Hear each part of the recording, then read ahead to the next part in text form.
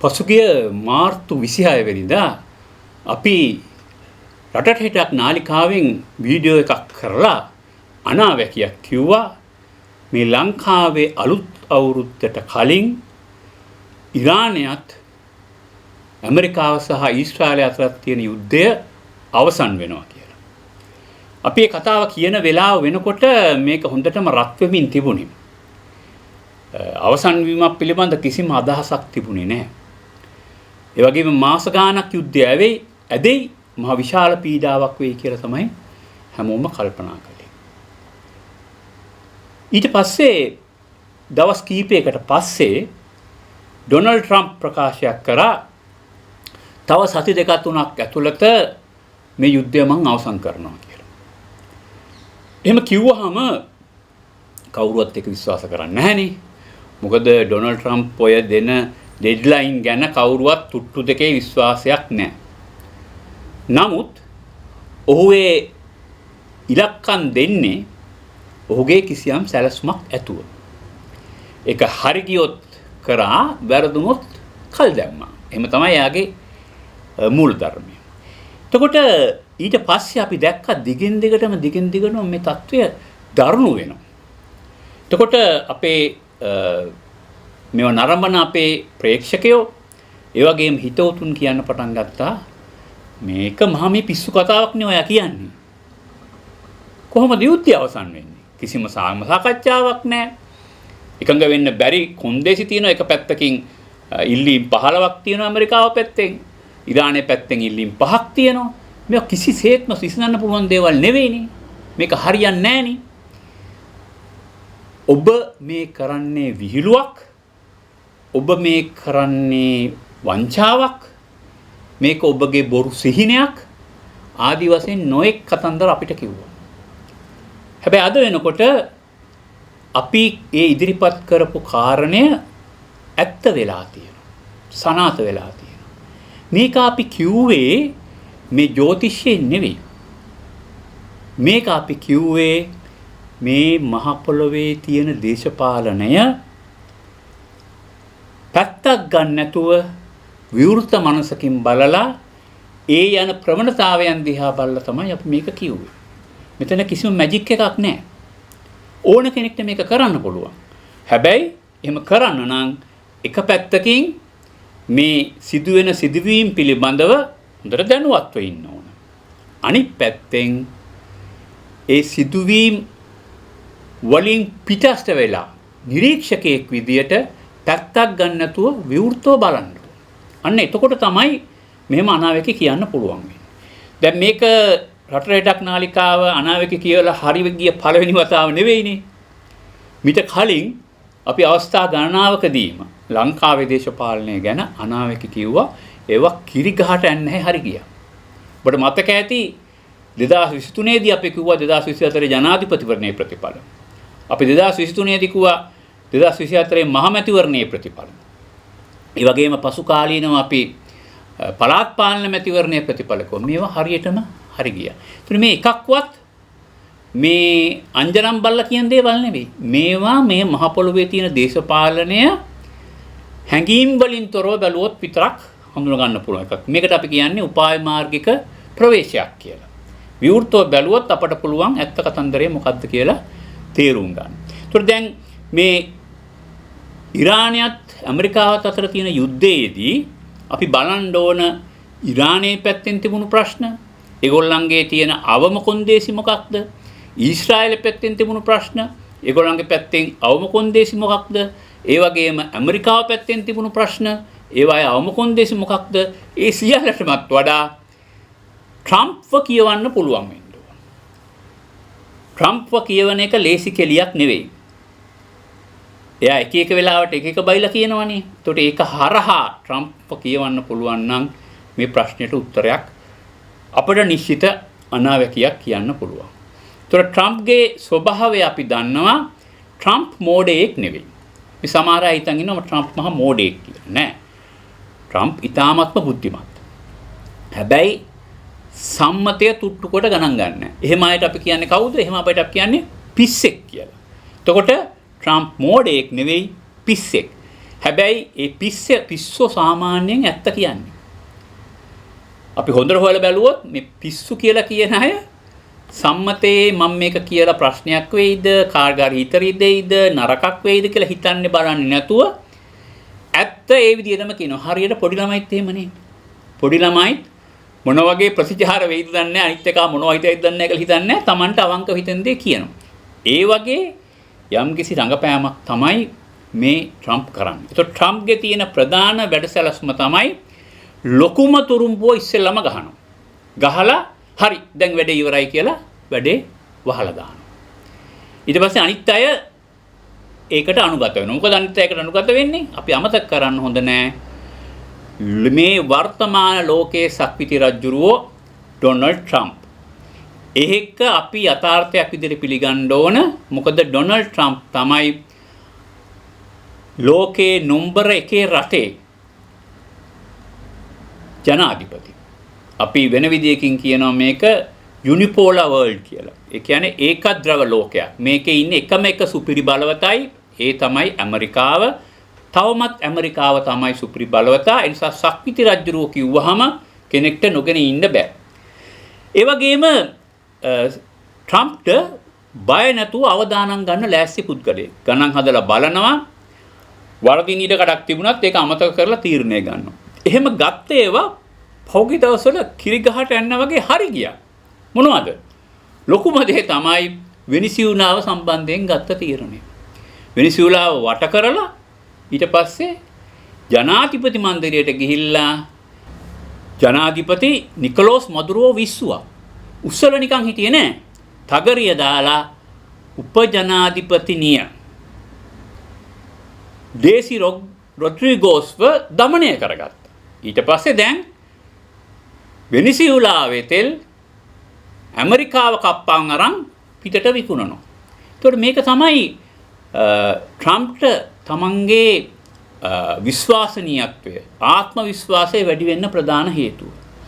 ඊළඟට මේ ප්‍රශ්නේ විකාශනය වුණාන් පස්සේ අපි මේ මාර්තු 26 වෙනිදාන් පස්සේ වෙච්ච සිදුවීම් දිහා බලනකොට ඔන්න ඩෙඩ්ලයින් එක ලඟ වෙනකොට දිගට හරහට දෙගොල්ලම වහසිබස් දෙදරන්න ගත්තා. එක පැත්තකින් ට්‍රම්ප් වහසිබස් දෙදුවා, අනිත් පැත්තෙන් ඉරානයේ විදේශ ඇමති ඇතුව පිරිස වහසිබස් දෙදුවා. ඒ විතරක් නෙවෙයි. අන්තිම වෙනකොට ගහන ගැහිල්ල වැඩි කරා දෙගොල්ලම. මේක තමයි ඒ වෙලාවේ තිබුණු හොඳම දර්ශකය දැන් සටන ඉවර වෙන්න යනවා කියන කාරණය. මොකද දෙගොල්ලම වහසිබස් දෙඩනවා කියන්නෙම යටින් එකඟතාවයකට යන්න කොන්දේසි හැදෙනවයි කියන එකයි. දැන් ඔන්න එකඟතාවයට එන්න යනවා. ඊට කලින් ලකුණු ටිකක් දා ගන්න ඕන, ලොකු ඩැමේජ් එකක් කරන්න ඕන කියලා තමයි ඊශ්‍රායලයි ඇමරිකාවයි ඉරානයයි තුන්ගොල්ලම මේ අන්තිම පැය කීපය ඇතුළත මහා මෙහෙයුම් දියත් කරේ. ඒත් එහෙම වෙනකොටම අපට තේරෙනවා අපේ මේ අනාවැකිය හරියනවා කියලා. නිසා මේ අනාවැකිය හරි ගියා. දැන් අපි ඊළඟට බලමු හෙට දවසේ මොකද වෙන්නේ කියලා. දැන් ඩෙඩ්ලයින් එකක් අලුතෙන් දාගෙන තියෙනවා. අප්‍රේල් 10 වෙනිදා ප්‍රධාන පාර්ශව දෙක, ඒ කියන්නේ ඇමරිකාව සහ ඉරානය එක මේසේ වාඩි වෙලා එක කමරේ වාඩිලා සාකච්ඡා කරන්නේ. ඒ සඳහා පහසුකම් සපයන්නේ පාකිස්තානය. එතකොට එක පැත්තකින් ඇමරිකාව වෙනුවෙන් JD Vance, Steve Witkoff ඇතුළු ඇමරිකාවේ උපජනාධිපතිතුමාගේ සමන්විත කණ්ඩායමක් සහභාගී වෙන නියමිතයි. අනිත් පැත්තෙන් තාම අපට ප්‍රකාශයටපත් කරලා නැහැ කවුරු සහභාගී වෙන්නේ කියලා. බොහෝ විට විදේශ ඇමති අගච්චි ඇතුළු සමහර විට ඉරානයේ ජනාධිපතිතුමා සම්බන්ධ වෙන්න ඉඩ කඩක් තියෙනවා. අපි දන්නේ නැහැ ඒක හරියටම. නමුත් එතෙන්දී යම්කිසි සම්මුතියකට එන්න බලාපොරොත්තු වෙනවා. මොකක්ද මේ එන්න පුළුවන් සම්මුතිය කියන එක පිළිබඳව අපි මැයි 26 වෙනිදා අනාවැකියක් කිව්වා. ඒක බොහොම සරල දෙයක්. මොකද්ද වෙන්නේ? ඉරානයේ පැත්තෙන් තියෙන කොන්දේසිය අනුව හැම එකක්ම අහුවෙන්නේ නැහැ. සමහර විතරක් පිළිගන්න වෙනවා. අනිත් පැත්තෙන් ඇමරිකාව පැත්තෙන් දාන හැම කොන්දේසියක්ම අහුවෙන්නේ නැහැ. සමහර ඒවා විතරක් පිළිගන්න වෙනවා. ඒක ASCII කරන්න පුළුවන් කෙහෙල්මලක් කරන එක තමයි ඊශ්‍රායලය කරන්නේ. එතකොට අපේ තක්සේරුව උනේ හෝමූස් සමුද්‍ර සංධිය විවෘත වෙනවා. හැබැයි බොහෝ විට ඉරානයත් සමුද්‍ර සංධියේ අනිත් පැත්තේ ඉන්න ඕමානයක් දෙගොල්ල එකතු වෙලා ගාස්තු අය කිරීමක් කරන්න පුළුවන් කියලා. දැන් මේ කියපු කාරණය දැන් අද ඉදන්ම ක්‍රියාත්මකයි. මොකද මේ ප්‍රශ්නේ විසඳෙනකන් අතර කාලය තුල හෝමුස් සමුද්‍ර සංධිය විවෘත වෙනවා. හැබැයි ගාස්තු අය කරනවා ඒක බෙදා ගන්නවා ඕමානය සහ ඉරානය. ඒ විදිහට තමයි දැන් යන්නේ. එතකොට අපි මේ කියපු කාරණේ හරි. ඊළඟට අපි කිව්වා ඉරානය කියනවා ඊට පස්සේ ගනුදෙනු වෙන්න ඕනේ යුවාන් වලින් කියලා. අපි කෝ ඒක ප්‍රායෝගික නෑ.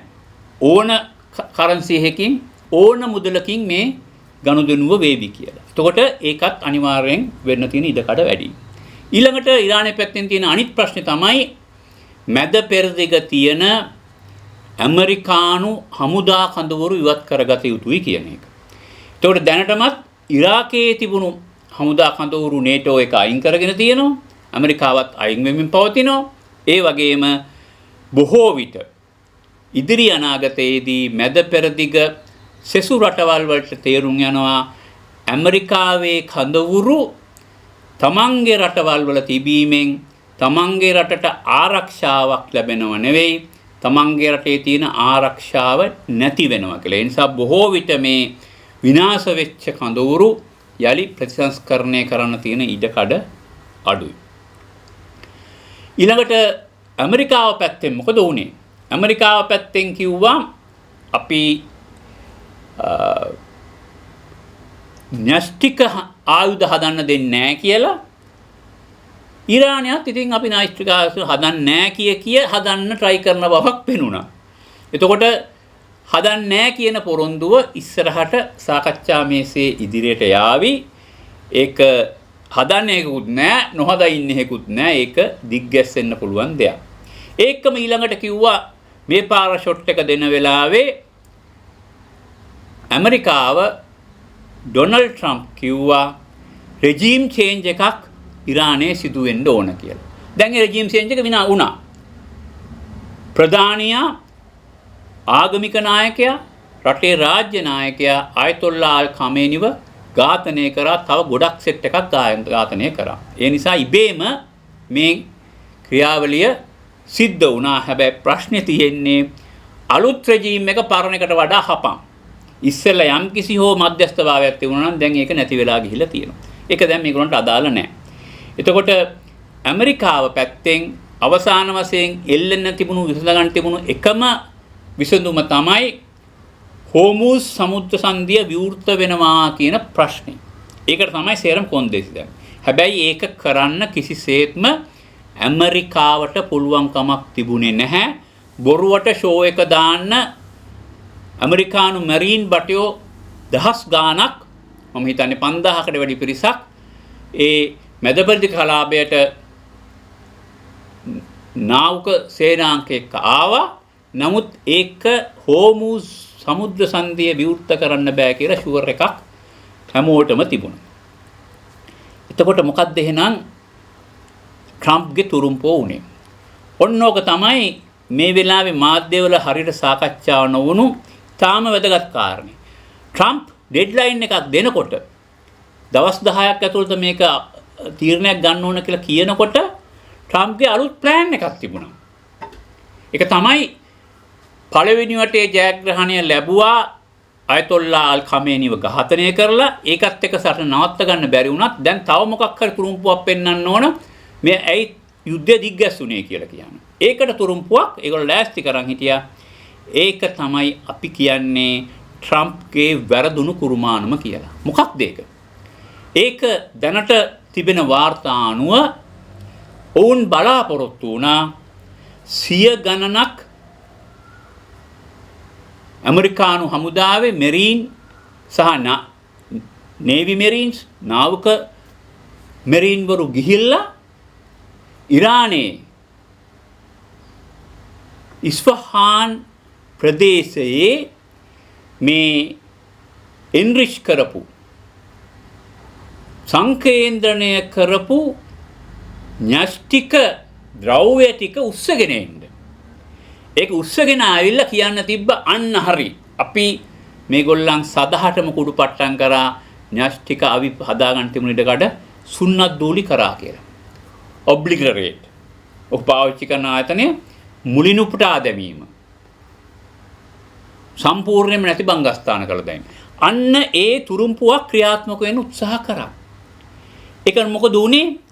ඒකේ පරිවාරයේ තිබුණු F-15 ප්‍රහාරක ගුවන් යානයක් ප්‍රහාරයට ලක් වුණා ඉරානයේ.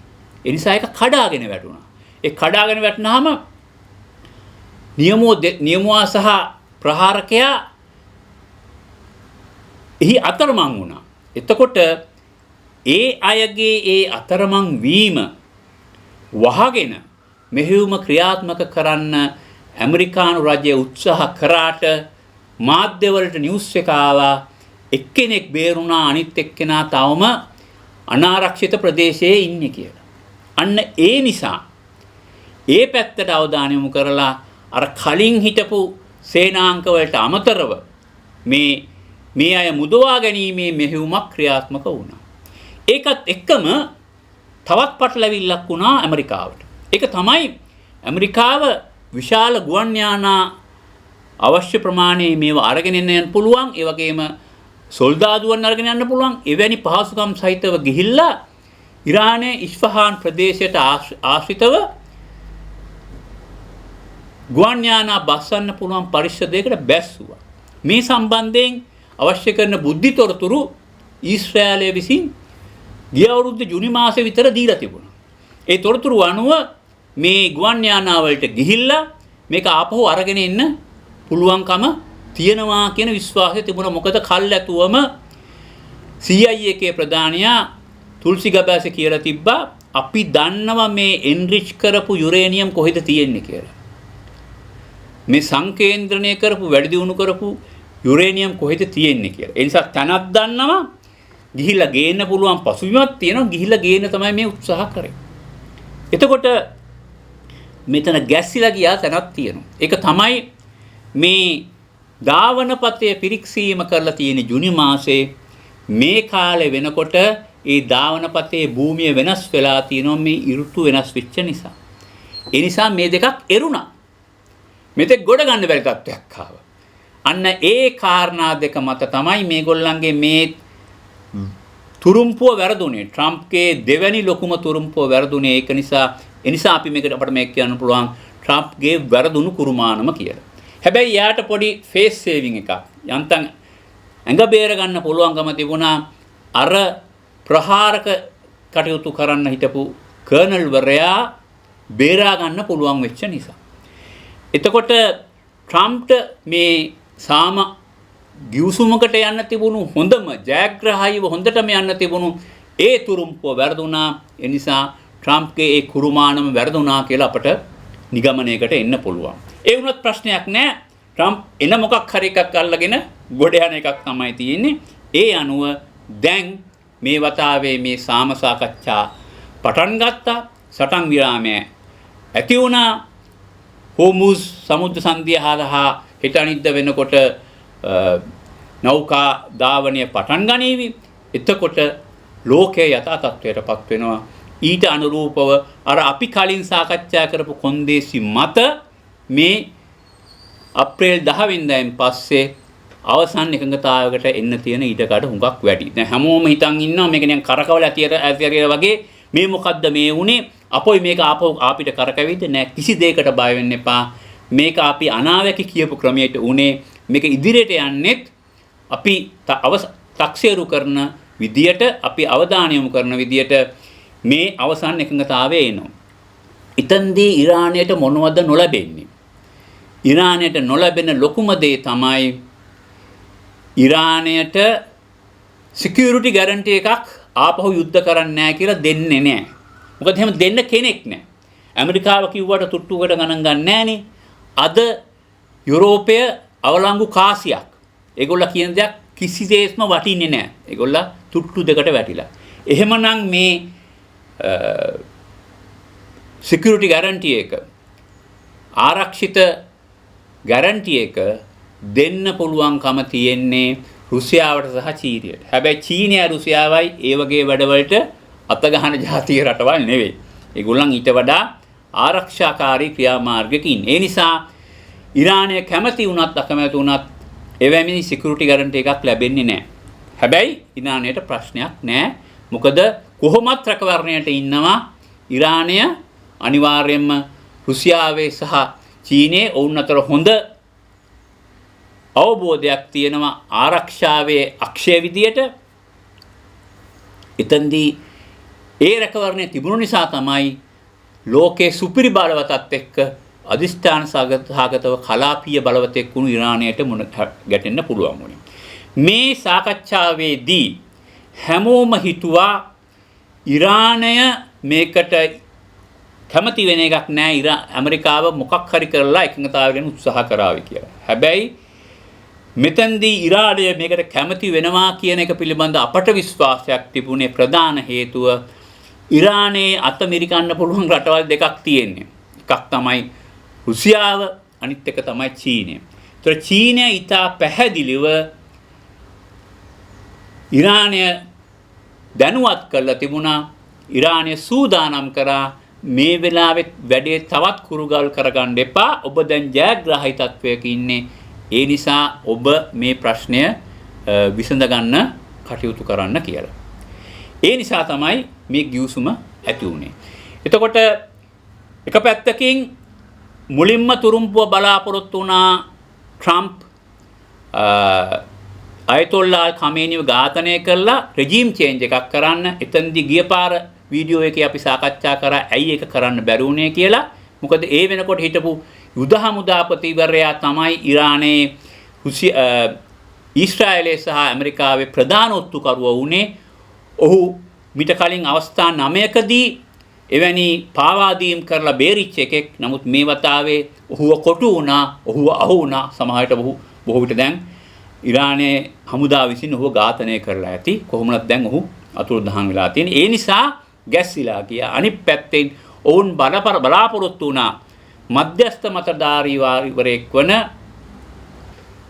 ඉරානයේ ජනාධිපතිවරයා ලයින් එක මාරු කරලා අර වෙනිසුලාවේ උපජනාධිපතිනිය කරා වගේ ඇමරිකාවේ අතකොළුවක් වෙයි කියලා. නමුත් ඉරානයේ තිබුණු ආකෘතිය තුල ජනාධිපතිවරයාට එහෙම දෙයක් කරන්න කිසිම බලයකුත් නැහැ, ශක්තියකුත් නැහැ. ඒ ආකෘතිය, ඒ සිස්ටම් එක ඒ වගේ පාවාදීම් වලට ගැලපෙන්නේත් නැහැ.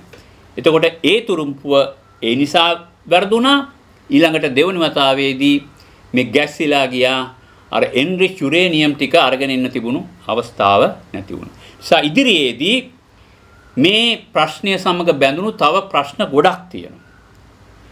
ලංකාවේ අපේ විපක්ෂය බලාපොරොත්තු වුණා දැන් හරි, දැන් මේ යුද්ධෙ දිගට යනවා, මේ ආණ්ඩුව අමාරු වැටෙනවා, පෝලිං වැඩි වෙනවා, ගෝඨා ගෙදර ගියා වගේ මේ ගොන්ටක් ගෙදර යන්න වෙනවා.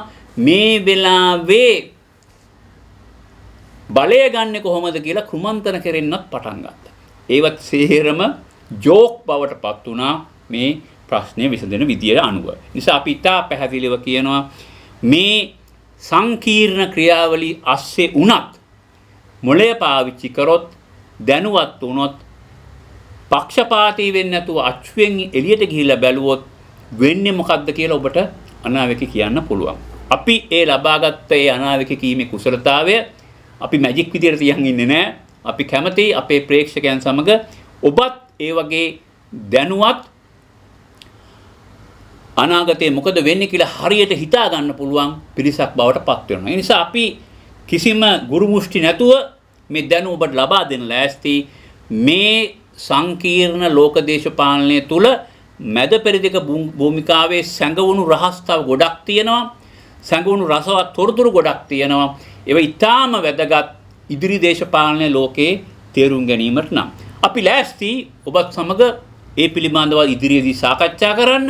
ඒ වගේම ලංකාවේ මොකක්ද වෙන්න ගියේ, මොකක්ද විය යුත්තේ, ආණ්ඩුව මොකක්ද කරන්න යන්නේ, ඒක හරියයිද නැද්ද කියන එක පිළිබඳවත් අපිට සාකච්ඡා කරන්න පුළුවන්. හැබැයි අපි මේ සාකච්ඡාව කරන්නේ ඔබ කැමති නම් පමණයි. ඒ නිසා අපි ඔබට ආරාධනා කරනවා මේ සාකච්ඡාවට ඔබ දිගටම රැඳී ඉන්න කැමති නම් ඒ සඳහා ඔබ ලයික් එකක් දාන්න. එතකොට අපි තේරුම් ගන්නවා ඔබ ඇත්තටම කැමති මේ රසවත් වැදගත් අනාගතයට බලපාන මේ ආකෘතිය මේ දැනුම ඔබ තුල වර්ධනය කිරීම සඳහා අපේ තියෙන චේතනාව මල්පල ගන්න. අපි ඉදිරියේදී ඔබ ලයික් කරලා අපට දැනුම් දුන්නොත් අපි ලෑස්ති මේකේ තිබුණු තවත් සංකීර්ණ ප්‍රශ්න ගොඩක් තියෙනවා. ඒ එක එක අරන් ලිහලා බලලා ඒක කොහොමද හෙට දවසට බලපාන්නේ කියන කාරණය පිළිබඳව ඔබත් සමග සංවාදයේ යෙදෙන්න. එහෙමනම් අදට එපමණයි.